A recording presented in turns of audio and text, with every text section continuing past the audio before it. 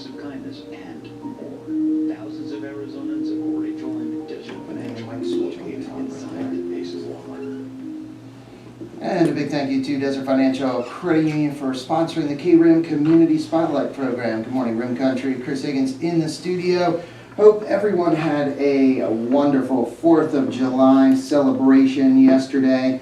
If you had a chance to get out into the park, it was a great celebration. A big thank you to Town of Payson, Parks and Recreation Department, our police, fire department, streets department, just everyone that worked very hard at putting on a wonderful 4th of July celebration yesterday. Everyone, it seemed like, had a great time out there. So again, thank you to everyone who put in all the effort and spent all the time to get that done. Well, this morning we have District 1 County Supervisor Steve Chistensen in the studio. Good morning, Steve. Good morning. How are you? Doing good. Recovering. I didn't, do, I guess, a ton of stuff, but I don't know. I'm just... You're beat. Yeah, it seems like the week, this week, getting ready for the 4th of July, had some projects around the house, different things, Oh, yeah. and being outside. The warmer weather kind of drains you a little bit. Makes you a little sleepy. It does, but still, a great week so far, a great celebration yesterday. I know we were talking before the program, feeling very fortunate and blessed. No fires. Yeah, and this is our time of year where it's probably the most dangerous. It's where it's hot, dry, windy, and we need, I guess, that kind of weather in order to bring the monsoons.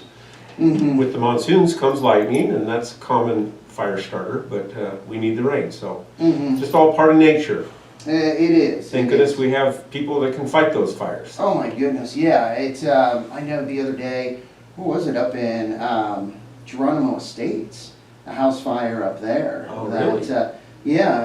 Started, and Water Wheel or Whispering Pines. I mean, the crews, Pine Strawberry, just I don't know. I'm not sure if Payson responded up there as well, but the crews were just on that so fast. And I went up there with a friend of mine who has some property, I think Sunday, and just looking in that area, I thought, oh my goodness. Very thankful that didn't spread, and it's just, the forest is so thick in there. Well, and we're not just in danger from forest fires. Mm-hmm. We're in danger from your neighbor's fire. Yeah. The barbecue catching on fire, the house catching on fire. So, fire-wise, please, fire-wise. Yeah, everything you can do. I know, very thankful for all the efforts here in town. Kevin McCauley, our fuels manager in the Payson Fire Department, just doing so much. Also, the brush pits, Blattner brush pit, also Pine Strawberry Fuel Reduction brush pit. Right. What is it? Also, you can take brush to the dump, the landfill. Right. Gila County landfill, but those brush pits free. They accept donations, and I forget Frank, who runs the Blattner brush pit, telling me how many tons they've taken out. But it's amazing, because I just think that's all the fuel that isn't around homes. And he said the percentage, it's about 70% of the loads come from Payson, so that's big. Yeah, you'd think eventually they'd run out of brush to take out there. But there doesn't seem to be, it's an endless supply, and yeah, it's hundreds of tons. Yeah. And then it gets recycled, which is great. Yes, yep, goes up to Snowflake, the biomass plant, gets burned and made into electricity. So, yep. And with all the electric cars, we need all the electricity we can get. Even without them, all of the homes, all the electricity that's used, goodness. Yeah.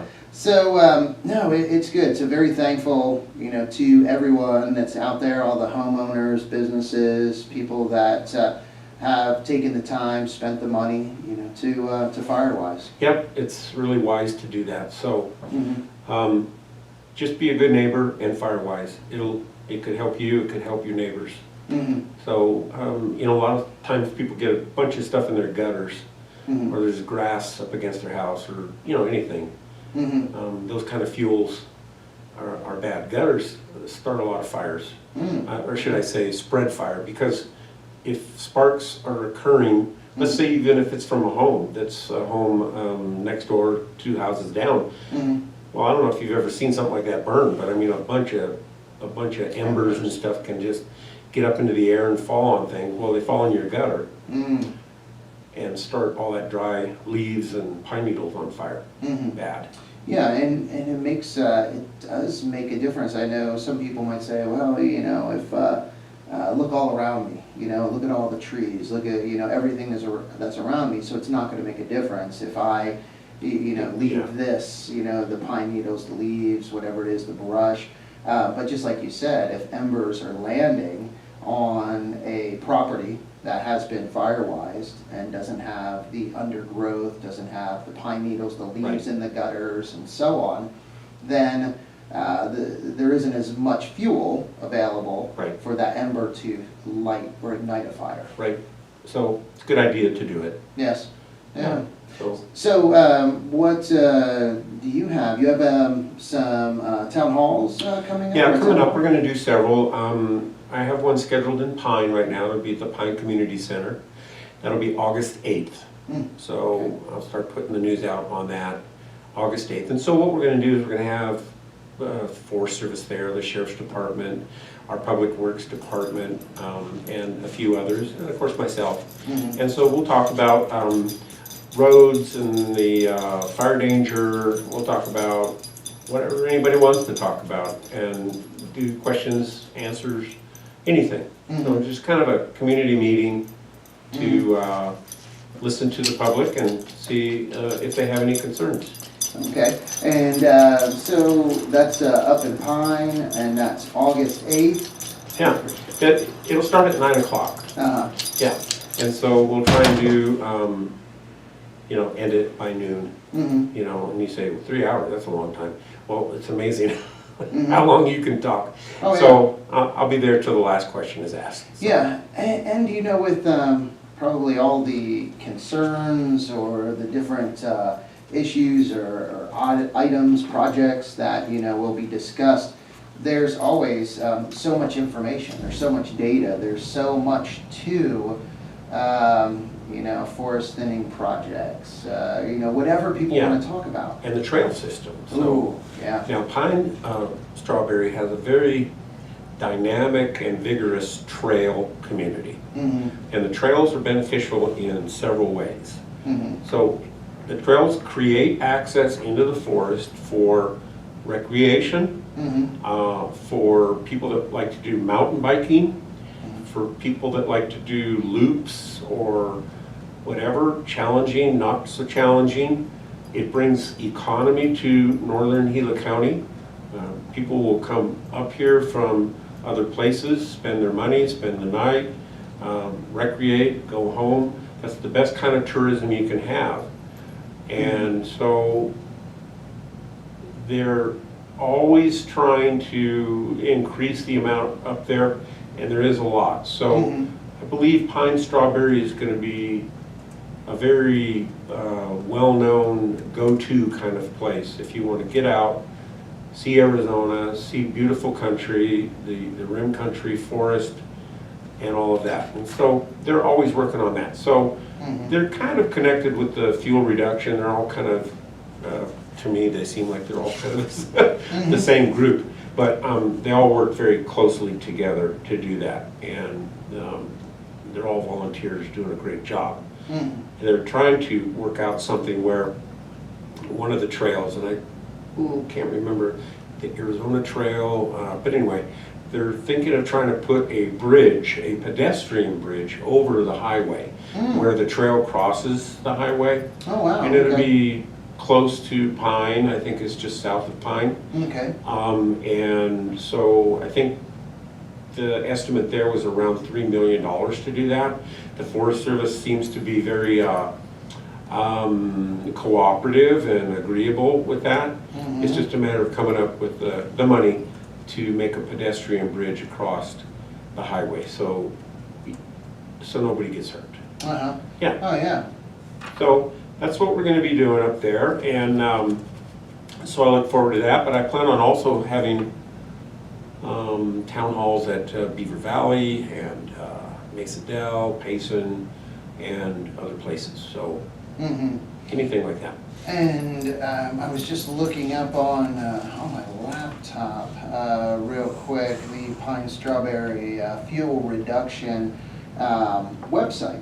Okay. Great website that gives a lot of information about trails, projects they have going on, the history of the program, their mission, also sponsorship opportunities or volunteer opportunities, because as you stated, they're all volunteers. That group Right. is comprised of all volunteers, and they are very, very active, putting on yard sales, different fundraising events, and the mountain bike race, fuel, or Yeah. Mhm. Fire on the Rim, but also Pine Trail Run. They're starting to do trail runs, I think, for 3-4 years now.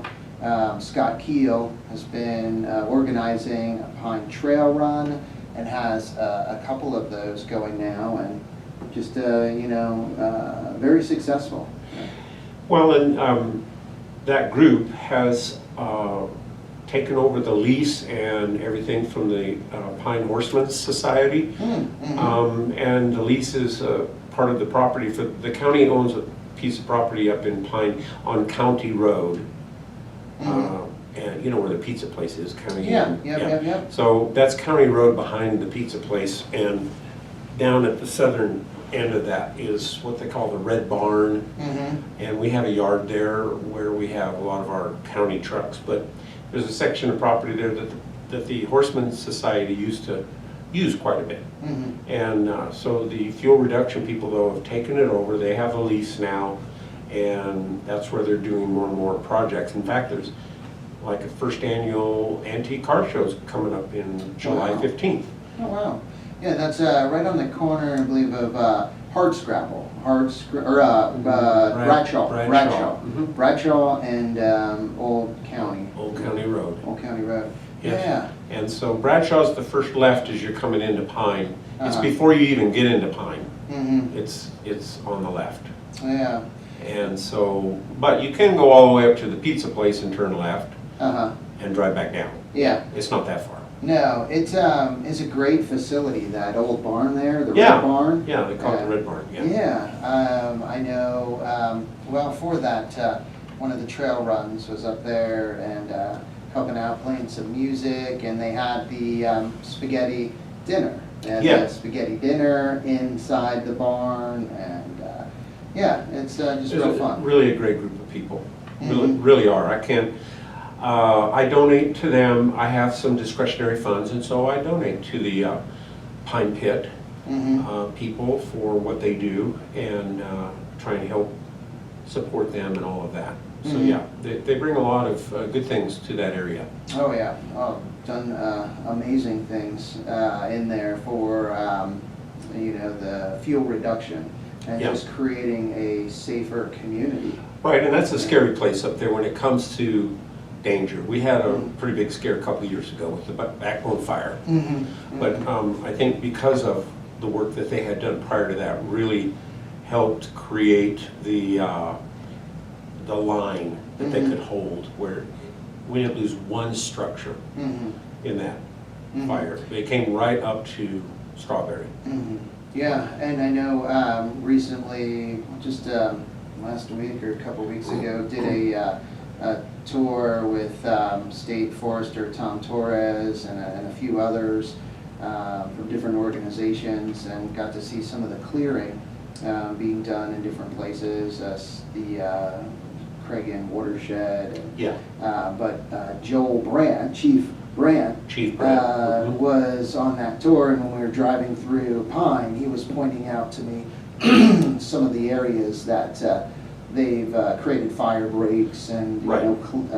thinning along the hillside there on the one side of Pine Valley, and you can really see. Well, and quite honestly, I got to give credit to the Forest Service too. They do quite a bit of work in our area. Oh yeah. Yeah, but there's just tens of thousands of acres they have to treat. Yeah. Not only do they have to treat it, but then they have to retreat it again because it comes back. And so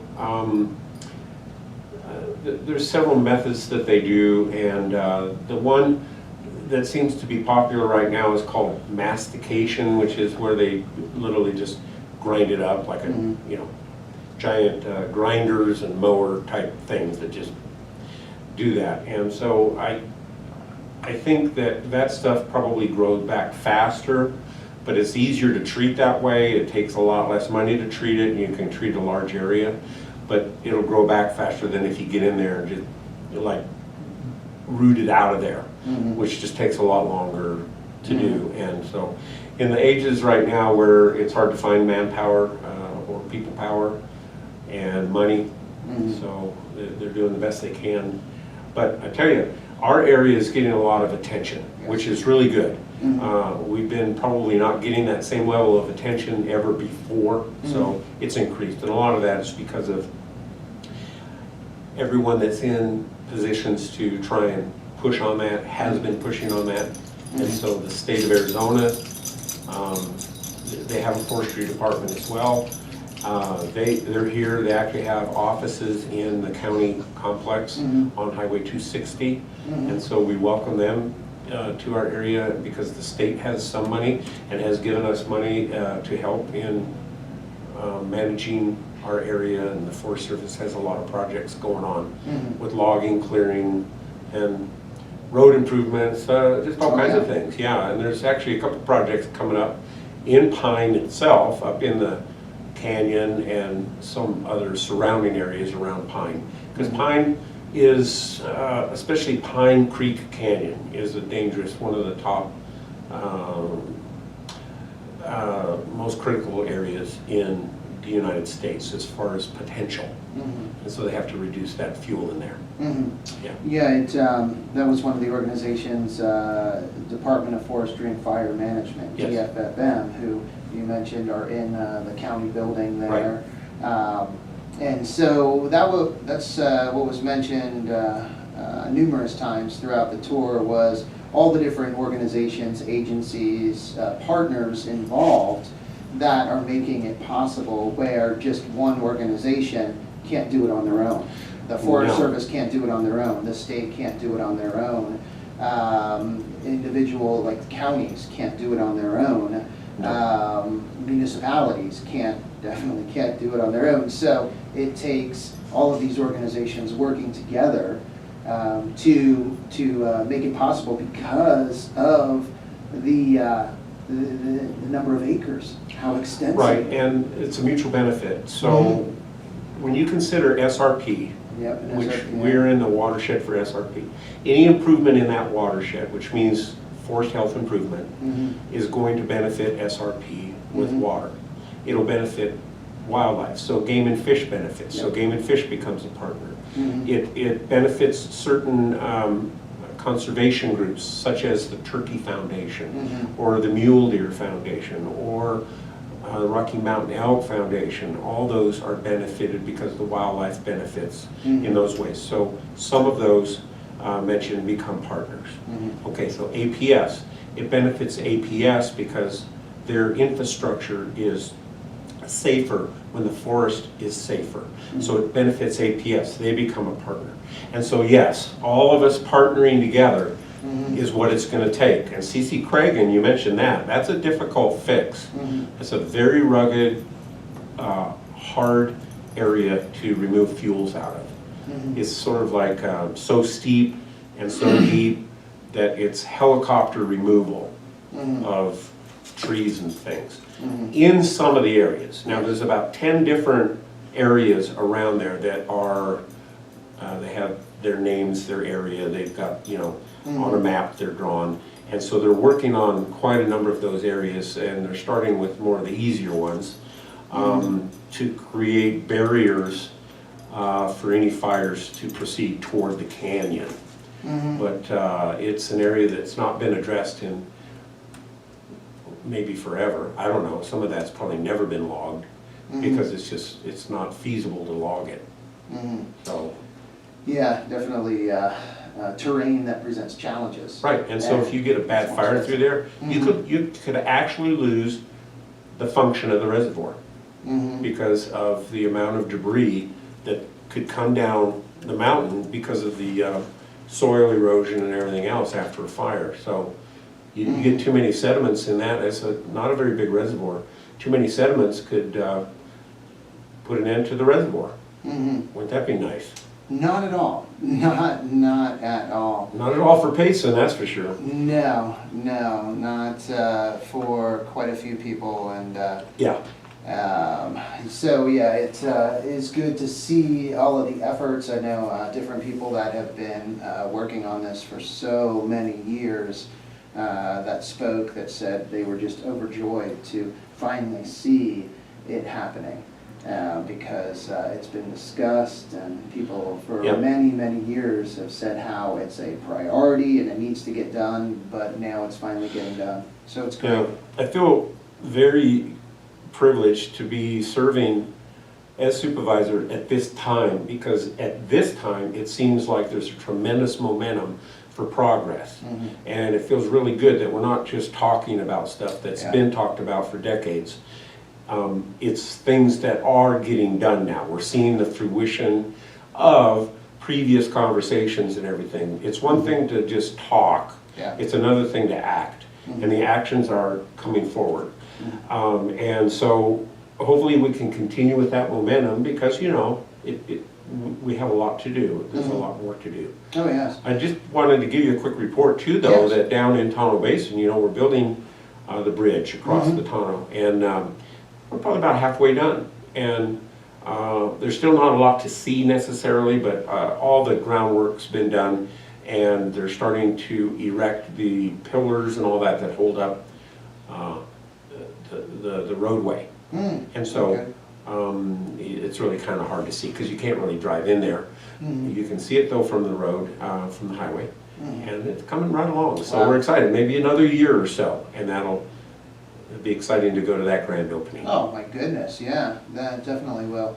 Also, back in, going back up to Pine, in that area, Highline Trail, the Forest Service working on the developing the Highline Trail, extending it, and a lot of work being done there by the Tonto National Forest Service, that organization. So there is a lot happening. There's a lot that is going on that within the next year or two, you know, you're going to see the results from projects. Yes, it takes time in government, and it should take time. There shouldn't be anything that government does so quickly that people can't see what's happening.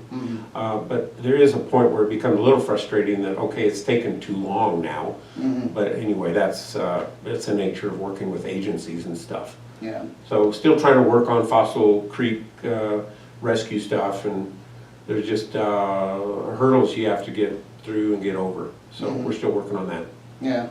No, but it's making progress though. Yeah. No, it's good. It's a lot of things going on. Are there any other? Well, there's a soft. You said a soft opening, July 15th coming up. July 15th, the Pleasant Valley, which is young, Veterans Retreat is going to have an opening. There's going to be dignitaries there, the people from the state legislature and various, you know, I don't even know who's all there. You're going to have tours and things like that. So I don't know why they're calling it a soft opening, probably because it's not sort of the grand opening, but that may be forthcoming. Anyway, I'll be there, and so everyone's welcome, July 15th down in Young. I think it starts at 11. Yes. And so it's going to be, you know, just tours and probably a few speeches. Yeah, I think 11 to 3 are the times right now for the event, because there's also Pleasant Valley Days. Yes, they're going to have a parade. And that parade starts at 9 o'clock. So the road it will be closed at 8:30. They'll close the road. The parade's at 9. it shouldn't be a real long parade, I wouldn't think, there, but. I'm gonna try and plan on hitting Young, right around 10:30. Because I think prior to that might be difficult. Yeah, So, with the parade going on. I sure don't wanna get there before 8:30 and wait around, so. No, so, But stay for the festivities, Yeah. they're gonna have stuff going on in Young. yeah, it is fun. If you've never been out to Young, it's definitely worth a trip. Go out there, check it out. Be prepared for a little bumpy ride. It is a dirt road, you know, for so many miles to get out there. But so if it's better to know that instead of starting. Understand that it's a dirt road for several of the miles, and so, you know, I wouldn't drive your Corvette out there, but No. you need to, the road's fairly good, but it is bumpy and this and that. So we're actually looking to try and pave that. That's called the 512 road. So it's a Forest Service road, but a portion of it still needs to be paved. And we're trying to get money from the federal government to do that. And so we have received about $500,000 to do all of the studies, you know, that have to be done. There's a tremendous amount of studies, antiquities, NEPA study, this and that, and figure out, get it to basically a shovel-ready kind of a project. And then we got to get a few millions of dollars, and then we can pave that, and that'll make a big difference for Young. Really would or will. And it sort of reminds me, or it is a little similar. I know it's not the same because it was much more of a safety issue with the bridge. The bridge, definitely safety driving that project, but you know, just some reservations or people that you know they thought, Well, you know, it's progress. Yeah. So there is that. Okay, so I remember the entire road going into Gila being dirt at one time. And so now it's paved all the way, and actually we're going to be doing some work on the back side of that this year. Straightening out some curves and kind of resurfacing and things like that. So I don't think it caused Gila to grow just because it was paved. It was a nice convenience. Now, creating the bridge across tunnel is going to enhance the value of the properties on the other side, which will undoubtedly cause growth. And so there's always any improvements or any safety improvements or anything like that will enhance the area that's there. So you have to weigh those things and say, well, we need the bridge, we got the money from the federal government to do it, and so it's going in. Are there some cons? Yeah, there's some cons. So if you've lived over there on the other side and you don't like more traffic, there will be more traffic. And so that's the nature of progress or growth, you know, and it's the same thing. I mean, we paved all the way into Whispering Pines on the Houston Mesa Road. There's 3 bridges on there now. I remember when there was no bridges, there was 3 wet crossings with dirt road the whole way. However, it probably enhanced the value of the homes, but there hasn't been that much more growth out there. I was just thinking about that because we were out there a couple times this weekend, you know, driving out there and thinking about that before the bridges were put in, you know, and just the wet crossings, like you said, and how much different it was, and people that lived out there, times that they couldn't get in, they couldn't get into a basin, or people couldn't get out to them as well. Right, and the one big hill that you have to climb was so bad washboard that, I mean, it was like not even 4-wheel drive sometimes would help. I mean, your vehicle would just bounce. It was really quite the hill when it was dirt. And you know, you even go back to Payson, you know, coming up to Payson, and it wasn't terribly long ago, you know, that was a dirt road when you look at or at least 2 lanes. I remember when the whole way was almost 2 lanes. Wow. And Slate Creek, going through Slate, not Slate Creek. Sunflower. You go down, and that was scary, especially at night. Mhm. You know, and so now it's 4 lanes the whole way. Now Payson is growing, and that's great. I mean, Yeah. things change. So especially when a community is healthy. Mhm. So when a community is healthy, prices go up. People want to be here. They move here, and just expect that to happen. I've been here for 35 years, and I don't begrudge anyone that wants to move here because it's a beautiful Oh, place. yeah. And it does increase traffic, and it does increase the cost of things. Mhm. But that's a consequence. I could move to Holbrook, where growth is very slow and prices are pretty flat, I'm sure. But I don't want to live in Holbrook. Yeah. No, I hear you. Same here, Holbrook, or yeah, there's different places. Or Winslow, or Yeah. you know, places that are kind of not as great as here to live. No, it is beautiful. It is Yeah. beautiful here. Well, hey, it is a little after 10:30. I just wanted to share with everyone listening and watching real quick.